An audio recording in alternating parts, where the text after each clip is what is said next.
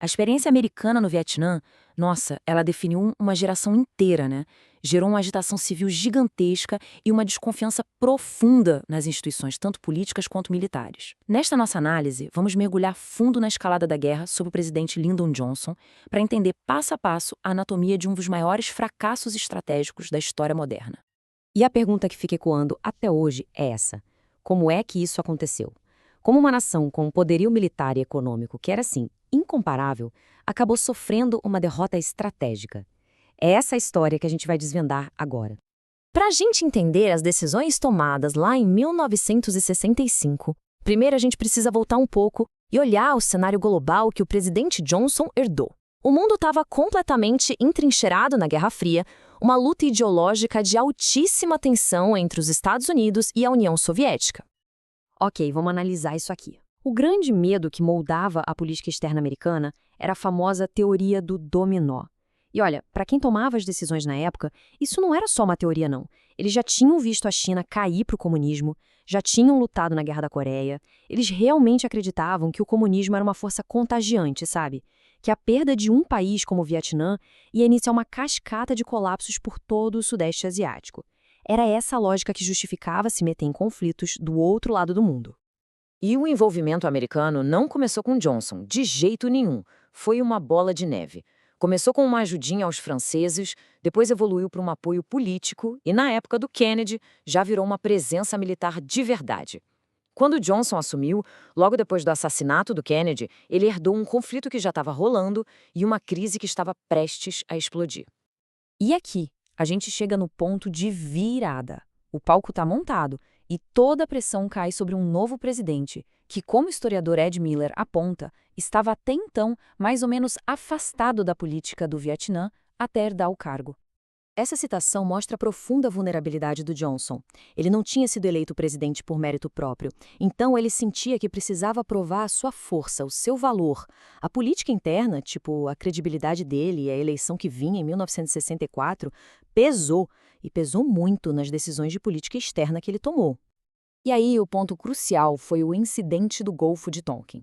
Publicamente foi vendido como um ataque sem provocação que exigia uma resposta imediata. Mas, anos depois, documentos revelaram que o segundo ataque provavelmente foi um fantasma, talvez até uma invenção deliberada pelo secretário de Defesa Robert McNamara para conseguir carta branca do Congresso. E deu certo. O resultado foi a resolução do Golfo de Tonkin. E a situação dentro da Casa Branca era, para dizer o mínimo, caótica. O secretário McNamara criou reuniões de decisão onde os principais chefes militares simplesmente não estavam. Pensa só. Os especialistas militares foram ativamente isolados do processo. Pior ainda, simulações de guerra que previam que a estratégia de bombardeio aéreo ia falhar foram ignoradas. Como é que se pode formular uma boa estratégia com tanta desunião? Essa confusão toda em Washington se traduziu diretamente numa estratégia militar profundamente falha lá no campo de batalha. Vamos ver como essa falha se materializou. 1 milhão de toneladas. Tenta imaginar a escala disso. As campanhas aéreas, como a Operação Rolling Thunder, foram uma demonstração massiva de força, a peça central da escalada do Johnson. A ideia era basicamente forçar Hanoi a negociar pela força bruta. Só que tudo isso se baseava em premissas completamente erradas. A doutrina do poder aéreo americano foi criada nas guerras mundiais, lutando contra nações industrializadas. No Vietnã, o inimigo não tinha grandes centros industriais para bombardear. Era uma guerra de guerrilha, uma guerra civil, imune a bombardeios convencionais. Eles estavam lutando a guerra errada com as ferramentas erradas. Quando ficou óbvio que os bombardeiros não estavam funcionando, a estratégia mudou. Johnson autorizou um aumento gigantesco de tropas em terra. E a missão deles? Procurar e destruir. Uma tática agressiva que mudaria para sempre a cara da guerra. E é aqui que a nossa análise fica mais sombria. A estratégia falha de Washington e as táticas brutais no campo criaram um ciclo de violência com um custo humano terrível. Para medir o sucesso numa guerra sem linhas de frente claras, os militares adotaram a tal da contagem de corpos. O progresso não era medido em quilômetros, mas em cadáveres. Isso criou um incentivo perverso para matar, o que muitas vezes levou a números inflados e, claro, à morte de civis inocentes. E a brutalidade não vinha de um lado só. No massacre de Dak Som, por exemplo, forças Vietcong atacaram uma aldeia de uma minoria étnica, os Montagnards, que eram vistos como inimigos. O resultado foi a morte de cerca de 250 civis. Uma demonstração da selvageria que tomou conta do conflito.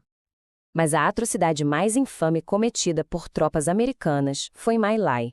Levados pela lógica da contagem de corpos e pela ordem de atirar em tudo que se mexe, soldados da Companhia Charlie massacraram centenas de civis desarmados. Foi o resultado direto de uma estratégia desumanizadora. O testemunho de um soldado de My Lai, Varnado Simpson, revela o trauma profundo, a quebra da humanidade. As palavras dele são um lembrete assustador do que acontece quando jovens soldados são colocados numa situação impossível por uma estratégia falha. É o horror da guerra na sua forma mais crua. Então, como é que a gente conecta tudo isso? Como a política lá em Washington levou a atrocidades em aldeias vietnamitas? Vamos resumir as principais falhas. Resumindo, eles entenderam tudo errado. Viram uma guerra civil nacionalista como se fosse só uma peça no tabuleiro da Guerra Fria. Se preocuparam mais com a imagem política do Johnson do que em vencer a guerra de fato. E quando a estratégia claramente não funcionava, em vez de repensar, eles só dobraram a aposta enviando mais tropas e mais bombas. E essa citação brilhante do historiador George Herring resume tudo perfeitamente. Não era uma questão de usar mais força ou menos força. A questão é que simplesmente não havia um caminho para uma vitória que o povo americano estaria disposto a pagar. Nem em vidas, nem em moralidade. A premissa inteira da guerra era insustentável. Isso nos deixa com uma pergunta final. A decisão de escalar no Vietnã foi um produto de arrogância, ignorância e política doméstica?